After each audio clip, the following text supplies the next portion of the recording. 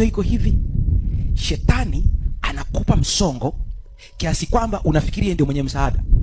Na watu wengi wasiojua, msongo unaongezeka pale unapoona watu wa kanisani hawakusaidii chochote. Tuko sawa sawa Ulitarajia waje kufariji, ndio wanaokusengenya. Naongea na watu wa binadamu. Mwisho unasema ngoja nikajaribu upande wa pili. Upande wa pili ukifika kule, shetani anapiga makofi anasema, "Yes, amekuja. Ngoja tumshughulikie vizuri." Na mimi nakwambia, katika maisha ya Ukristo, shikilia hili. Usiishi Ukristo wa kutegemea watu wanakusemaje. Utakufa kabla wakati wako.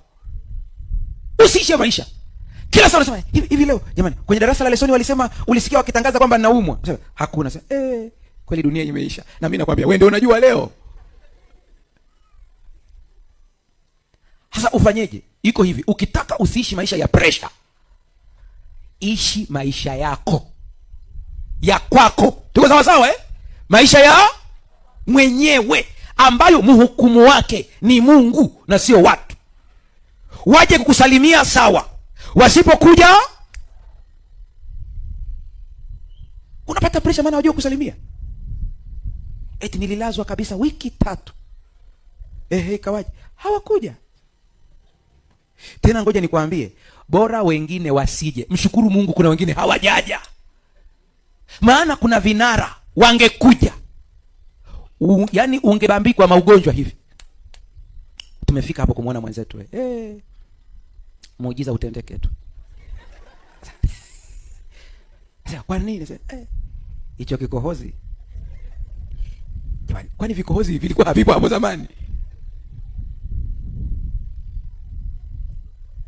Unajua ukifuata ninachokuambia utapunguza misongo.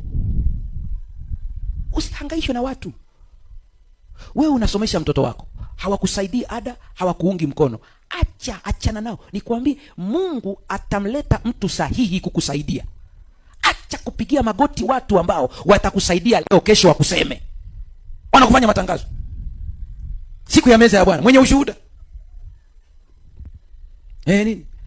Jamani, huyu mama huyu. Unaweza kumwambia si mama. Nina sera hii kwenye maisha yangu, kama ukipenda ichukue. Usije ukafikiri kwamba ukiona unasema mchungaji yeye labda, mimi ni binadamu napitia changamoto kama wewe, lakini na sera moja tu. Sitapigia magoti mtu hata siku moja, nitampigia Mungu magoti tu.